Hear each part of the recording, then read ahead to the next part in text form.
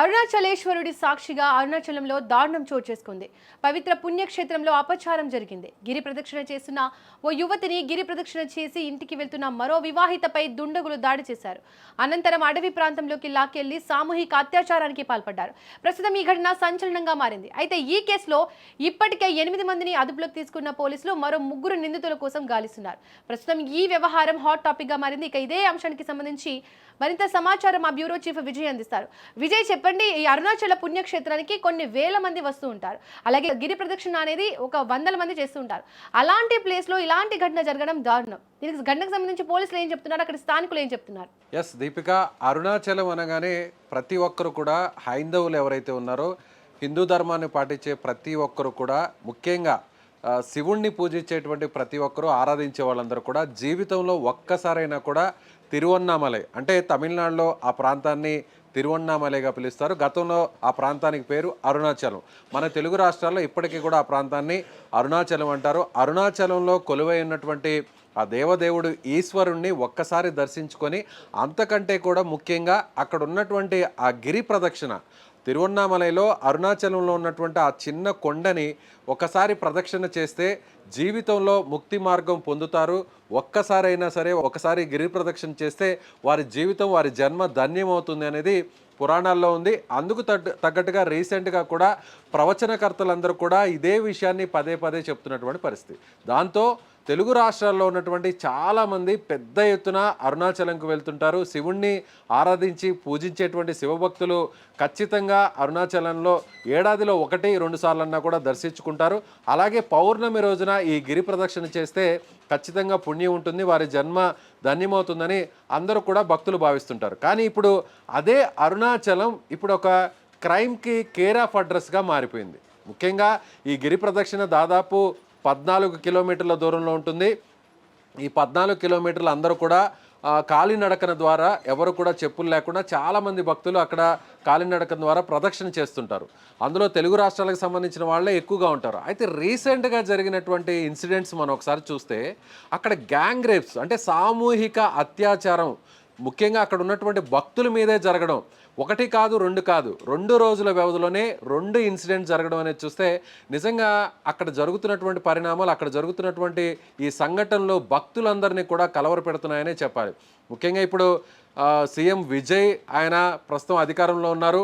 విజయ్ క్యాబినెట్లో ఉన్నటువంటి దేవాదాయ శాఖ మంత్రి రమేష్ కూడా చాలా సీరియస్గా వ్యవహరిస్తున్నారు.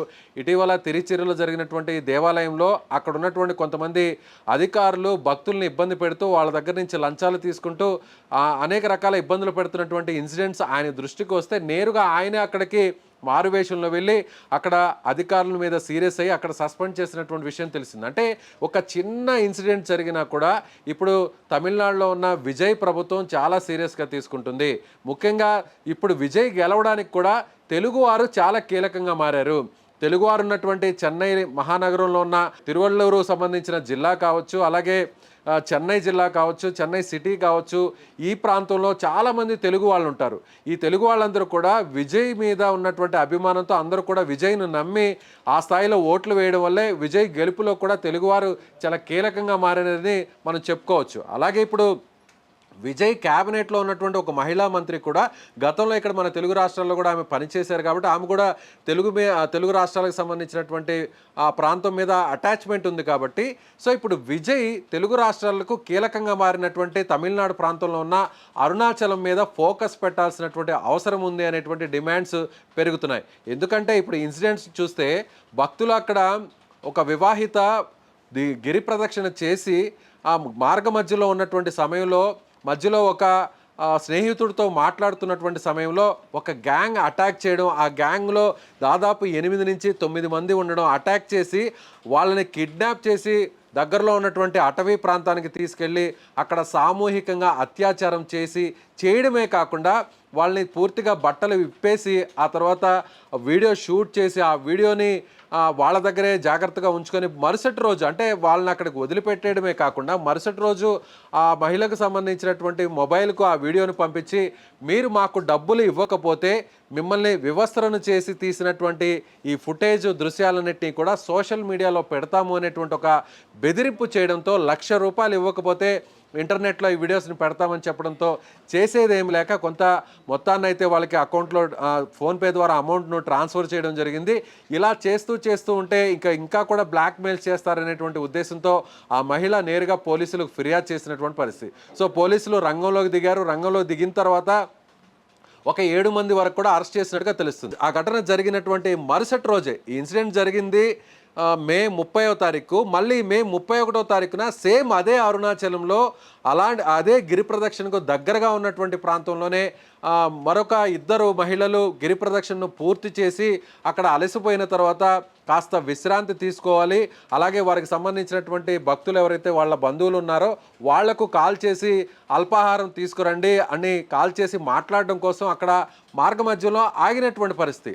అదే సందర్భంలో మళ్ళీ ఇంకొక టీం వచ్చింది, ఇంకొక గ్రూప్ వచ్చి నేరుగా మళ్ళీ కిడ్నాప్ చేయడం, వెంటనే వాళ్ళను కూడా అక్కడికి అటవీ ప్రాంతంలోకి తీసుకెళ్ళి ఇలా సామూహికంగా అత్యాచారం చేయడం చూస్తుంటే పవిత్రమైనటువంటి పుణ్యస్థలంలో, అందులోనూ చాలా ముఖ్యమైనటువంటి పుణ్యస్థలం తమిళనాడులో కావచ్చు, దక్షిణ భారతదేశంలో కావచ్చు, దేశంలోనే అరుణాచలంకు ఉన్నటువంటి కీర్తి ప్రతిష్టలు, ముఖ్యంగా అక్కడ భగవంతుడి కోసం అందరూ ఎంతో భక్తితో అక్కడికి వెళుతుంటారు. వేల మంది ప్రతిరోజు గిరి ప్రదక్షిణను 10,000 నుంచి 30,000 మంది వరకు కూడా చేస్తుంటారు. ముఖ్యంగా శని ఆదివారాల సమయంలో రాత్రి సమయంలోనే ఎక్కువగా గిరి ప్రదక్షిణ చేస్తారు. ఎందుకంటే అదంతా కూడా ఆ మార్గం అంతా కూడా తార్ రోడ్డు ఉంటుంది. నేను కూడా ఇప్పటివరకు ఒక 5-6 సార్లు వెళ్ళి గిరి ప్రదక్షిణ చేశాను. మొత్తం తార్ రోడ్డు ఉంటుంది. ఆ మార్గం అంతా కూడా ఎక్కడో కొండల మధ్యలోనో లేదంటే అటవీ ప్రాంతంలో ఉండదు దీపిక. అది మామూలుగా ఒక సిటీ మధ్యలో ఎలా ఉంటుందో ఆ విధంగా ఆ మార్గం ఉంటుంది. కేవలం కొంత ప్రాంతంలో మాత్రమే, ఒక 2-3 కిలోమీటర్లు మాత్రమే నిర్మానుష్యంగా ఉంటుంది. మిగిలిన ప్రాంతం అంతా కూడా తిరువన్నామలై సిటీ మధ్యలోనే ఉంటుంది. అలాంటి ప్లేస్లోనే ఈ విధంగా సామూహిక అత్యాచారాలు చేస్తున్నారంటే నిజంగా అక్కడ భద్రత ఏ పార్టీలో ఉంది? ముఖ్యంగా అక్కడికి వస్తున్నటువంటి భక్తుల మీదే ఇలాంటి సామూహిక అత్యాచారాలు జరగడం అంటే సెక్యూరిటీ మీద దృష్టి పెట్టాలి, ప్రధానంగా ప్రభుత్వం పట్టించుకోవాలి, దేవాదాయ శాఖ మంత్రి రంగంలోకి దిగాలి. ముఖ్యంగా విజయ్ దీని మీద చాలా సీరియస్గా తీసుకోవాలి అనేటువంటి డిమాండ్స్ అయితే పెరుగుతున్నాయి. అదేవిధంగా అక్కడ ఇన్సిడెంట్ జరిగిన వెంటనే మన తెలుగు రాష్ట్రాల్లో ఉన్నటువంటి భక్తులందరూ కూడా భయపడేటువంటి పరిస్థితి. ఎందుకంటే చాలామంది మహిళలు కుటుంబాలతో సహా లేదంటే ఒంటరిగా చాలామంది యువకులు అందరూ కూడా ఇలా నైట్ టైం అంటే సాయంత్రం 6 గంటల నుంచి ఉదయం 6 గంటల వరకు ఏ సమయం అంటే వాళ్ళకు కుదిరినటువంటి సమయంలో ఒంటరిగా లేదంటే గ్రూప్స్గా ఇలా అక్కడ ఓపెన్గానే గిరి ప్రదక్షిణ చేస్తుంటారు. ఇలాంటి వాళ్ళ మీద ఈ విధంగా జరగడం అనేది, ఇలాంటి అఘాయిత్యాలు జరగడం అనేది ఎవరు కూడా భరించలేనటువంటి పరిస్థితి, ఎవరు తట్టుకోలేనటువంటి పరిస్థితి. సో అందులోనూ పవిత్రమైనటువంటి పుణ్యస్థలంలోనే ఇలాంటివి జరగడం అనేది నిజంగా ఇది ఒక అందరినీ భయపట్టేటువంటి ఒక ఇన్సిడెంట్గా చెప్పుకోవచ్చు దీపిక. విజయ్, గతంలో కూడా చూసుకుంటే తెలుగు వ్యక్తులపై దాడులు జరిగాయి, తాజాగా కూడా జరుగుతూనే ఉన్నాయి. వీటిని ప్రభుత్వం ఎలాంటి చర్యలు తీసుకోవాలి? అసలు అక్కడ భద్రతా ఏర్పాట్ల లోపం ఏంటి? సరిగ్గా కొన్ని నెలల కిందట, ఒక 4-5 నెలల కిందట ఇదే ఇన్సిడెంట్ మన తెలుగు రాష్ట్రానికి సంబంధించి యాదాద్రి నుంచి ఒక భక్తుడు, ఒక యువకుడు వెళ్ళి అతను అక్కడ గిరి ప్రదక్షిణ చేస్తున్నాడు. కరెక్ట్గా నిర్మానుష్యంగా ఉన్నటువంటి టైంలోనే కొంతమంది దొంగలు అక్కడికి రావడం జరిగింది, నేరుగా అటాక్ చేయడం జరిగింది. అతని దగ్గర ఉన్నటువంటి ఆ గోల్డ్ కొంత అమౌంట్ను కూడా తీసుకువెళ్ళడం, పోతూ కూడా అక్కడ గిరి ప్రదక్షిణ చేస్తున్నటువంటి ఈ అబ్బాయి మీద అటాక్ చేసి హత్య చేసినటువంటి పరిస్థితి. అంటే గిరి ప్రదక్షిణకు వెళ్తున్నటువంటి భక్తుల మీద హత్యలు జరగడం, ఇప్పుడు మహిళల మీద సామూహిక అత్యాచారాలు జరగడం అనేది ఇప్పుడు అరుణాచలంలోనే ఇలాంటి ఇన్సిడెంట్స్ వరుసగా జరగడంతో ఇప్పుడు భక్తులందరూ కూడా భయపడుతున్నారు. ముఖ్యంగా అక్కడికి వెళ్ళేటువంటి భక్తులందరిలో కూడా దాదాపు 70% మంది మన తెలుగువారే ఉంటారు. మన తెలుగు రాష్ట్రాల నుంచి వెళ్తున్నటువంటి భక్తులను బేస్ చేసుకొని అక్కడ చాలా హోటల్స్ ఏర్పడ్డాయి, చాలా రెస్టారెంట్లు ఏర్పడ్డాయి. సో మన తెలుగు లాంగ్వేజ్లోనే అక్కడ బోర్డ్స్ ఉంటాయి, తెలుగు మాట్లాడేటువంటి టూరిస్ట్ గైడ్లు ఉంటారు, హోటల్స్ యాజమాన్యాలన్నీ కూడా కొంతమంది అయితే తెలుగు నేర్చుకొని మరి కూడా వ్యాపారాలు చేస్తున్నటువంటి పరిస్థితి. కాబట్టి ఇప్పుడు ఇది తమిళనాడు రాష్ట్రానికి సంబంధించినటువంటి ఒక తిరువన్నామలై అరుణాచలం ప్రాంతానికి సంబంధించిన భద్రతే కాదు, ఇది యావత్తు దక్షిణ భారతదేశానికి సంబంధించినటువంటి ఒక సెన్సిటివ్ ఇష్యూగా, ముఖ్యంగా హిందువులకు సంబంధించినటువంటి వారి మత ఆచారాలకు సంబంధించినటువంటి కీలకమైన పుణ్యక్షేత్రం కాబట్టి విజయ్ చాలా సీరియస్గా ఈ ఇన్సిడెంట్ని పరిగణలోకి తీసుకోబోతున్నారు. ఇప్పటికే తమిళనాడుకు సంబంధించినటువంటి దేవాదాయ శాఖ మంత్రి రమేష్ కూడా సీరియస్గా రియాక్ట్ అయ్యారు. గతంలో లాగా తమ ప్రభుత్వం ఉండదు, ముఖ్యంగా అన్ని మతాలకు కూడా తాము అత్యంత ప్రయారిటీ ఇస్తామనేటువంటి విషయాన్ని కూడా చెప్పారు. సో ఇప్పుడు కూడా గిరి ప్రదక్షిణకు సంబంధించి కూడా భద్రతను పెంచాల్సినటువంటి అవసరం ఉంది. పోలీసులు ఉంటారు, పోలీసులు అక్కడక్కడే ఉంటారు తప్ప 14 కిలోమీటర్లు ఎక్కడ కూడా చెక్ పోస్టులు ఒక 4-5 చోట్ల మాత్రమే ఉంటాయి. కానీ అక్కడ పోలీసులు ఎవరు కూడా కనిపించరు. ఎందుకంటే ఇక్కడ నిర్లక్ష్యం కూడా ఒక విషయం ఉందనేది, ఒక ప్రధానమైన రీజన్ ఉందనేది కూడా చెప్పాలి దీపిక. ఎందుకంటే వచ్చే భక్తులందరూ కూడా 70 నుంచి 60% మంది కూడా ముఖ్యంగా గిరి ప్రదక్షిణ రాత్రి సమయంలో చేసే భక్తులందరూ కూడా తెలుగువారే కావడంతో అక్కడ ఉన్నటువంటి ప్రభుత్వాలు అధికారులు కూడా సో మన ప్రాంతానికి సంబంధించిన భక్తుల ఇక్కడికి రావట్లేదు, ఎక్కువ సంఖ్యలో రావట్లేదు, వచ్చినా కూడా గిరి ప్రదక్షిణ చేయట్లేదు. కాబట్టి వచ్చే భక్తులందరూ కూడా బయట రాష్ట్రాల నుంచి వస్తున్నటువంటి భక్తులే కాబట్టి పెద్దగా మనం ఇక్కడ కాన్సన్ట్రేట్ చేయాల్సినటువంటి అవసరం లేదు, ఫోకస్ చేయాల్సినటువంటి అవసరం లేదు అనేటువంటి ఒక నిర్లక్ష్యమైనటువంటి భావన కూడా అక్కడ స్థానికంగా ఉన్న ప్రభుత్వాలు అధికారుల మీద కూడా పోలీసుల మీద కూడా ఉందనేటువంటి విషయాన్ని మనం చెప్పాలి. కాబట్టి విజయ్ ఇప్పుడు తెలుగు ఓట్లతో కూడా గెలిచాడు. విజయ్ ఇప్పుడు ప్రభుత్వంలో ఉండడంలో కూడా విజయ్ అభిమానులు చాలామంది తెలుగువారు ఉన్నారు. అలాగే ఇక్కడి నుంచి వెళ్తున్నటువంటి భక్తులు కూడా ఇప్పుడు భయపడేటువంటి పరిస్థితి ఉంది. కాబట్టి విజయ్ దీని మీద చాలా సీరియస్గా ఫోకస్ చేయాలి. లేదంటే అరుణాచలంకు సంబంధించినటువంటి ఆ పుణ్యక్షేత్రానికి, ఆ ప్రతిష్టకు, కీర్తి ప్రతిష్టకు భక్తిభావం కూడా దెబ్బతినేటువంటి అవకాశం ఉంది. భక్తులు ఇక్కడి నుంచి భయపడి వెళ్ళాలన్నా కూడా ఆలోచన చేయాల్సినటువంటి పరిస్థితి. కాబట్టి చాలా సీరియస్గా తీసుకోవాలి. ఇప్పటికే అక్కడ తమిళనాడులో రీసెంట్గా జరిగినటువంటి ఇన్సిడెంట్ గురించి కూడా చెప్పాలి. కోయంబత్తూరులో ఒక 10 సంవత్సరాల బాలిక మీద ఇదే విధంగా అత్యాచారం జరిగితే విజయ్ చాలా సీరియస్గా తీసుకున్నాడు. ఎమోషనల్గా తాను ఒక ట్వీట్ కూడా చేయడం జరిగింది, తాను ఒక పోస్ట్ కూడా చేయడం జరిగింది. ఆ తల్లిదండ్రుల స్థానంలో ఉంటే నాకు ఒక కుమార్తె ఉంది, ఎంత క్షోభ అనుభవిస్తుంటారో, ఆ పాప ఎంత విలవిల్లలాడి ఉంటుంది అనేటువంటి ఒక తండ్రిగా ఎమోషనల్ అవుతూ తాను చేసినటువంటి పోస్ట్ మనం చూసాం.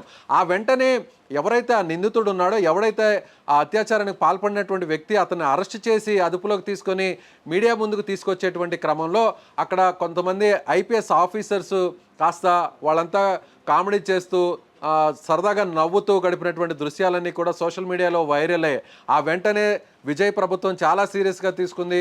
అక్కడ ఉన్నటువంటి ఐజీతో పాటు ఇతర మొత్తం 3 ఐపీఎస్ల మీద సస్పెండ్ చేసినటువంటి విషయం తెలిసింది. కాబట్టి ప్రతి చిన్న విషయం మీద, ముఖ్యంగా ఇలాంటి సామూహిక అత్యాచారాలు లేదంటే ఇలాంటి అత్యాచారాల మీద చాలా సీరియస్గా రెస్పాండ్ అవుతుంది విజయ్ ప్రభుత్వం.